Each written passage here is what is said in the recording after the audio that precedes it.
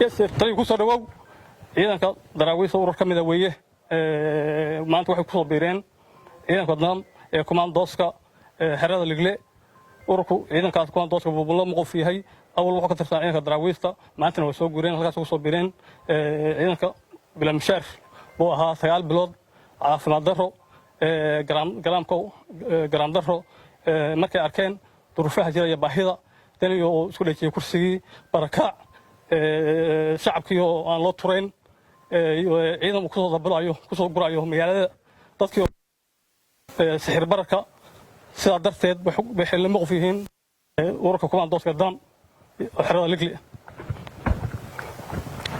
urnaste raxiim waxaa mahad iska ilaahay waxaan guddoonay noo yimi aanu qaabilay urur ka tirsan daraawiishta dowladda Puntland kuwaas oo ka soo gadooday xaalad markay arkeen xaaladda waddanku uu ku sugan yahay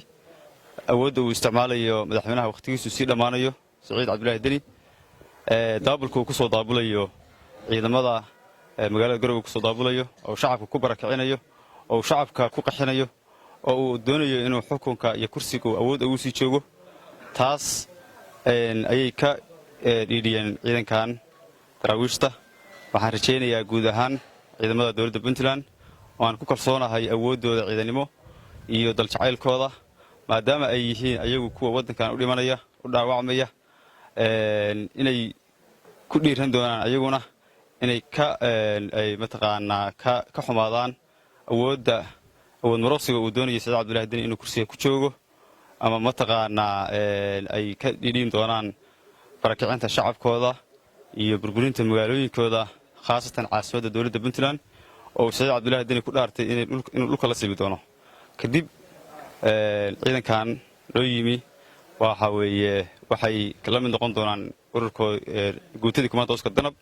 oo awalba horay ugu istaagtay badbaadinta Puntland hadeerna waxay qaabili doontaa cid walba oo ku soo biirta inay u istaagto badbaadada Puntland waana waajibina waa saaran oo kulligeen haddaanu nahay reer Puntland waa saaran aan gobol gaar ah lahayn degmo gaar ah lahayn ciidan gaar ah aan lahayn runtii Saciid Cabdullaahi Deni awood marosiga iyo kursi isku dhijinta uu hadda doonayo waxaan ugu baaqanaa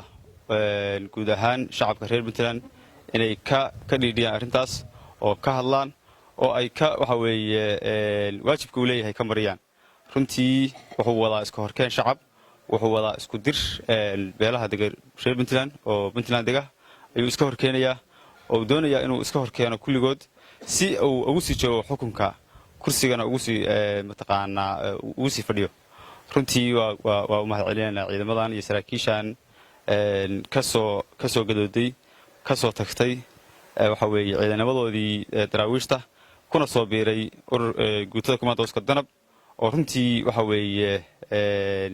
waxay sameeyeen arrin ku dhiirasho leh ku dayasho mudan waana mahadsan yihiin cid kasta oo ka qayb qaadanaysa inay u soo mataqaanaa ka soo dhiidhiyaan arrintaas ay ku soo biirayaan maanta halkan waxaan loogu yimi ciidan cutub ka mid ah ciidanka daraawiishta Puntland hawlaha socda oo hadda socda oo geeyiga Puntland oo dhan ka socda ciidankaas ka soo gadoodeen kana yimaadeen waxay ka dhiidhiyeen barakaca shacabkooda iyo systemka socda oo hadda ay wado dowladda waqtigeedu sii dhamaanayo ciidankaas waxay ku soo biireen ciidanka kumaandooska danab ee ligle horena waxay ahaayeen ciidanka daraawiishta ciidanka danab wuxuu ahaa ciidankii dowladda oo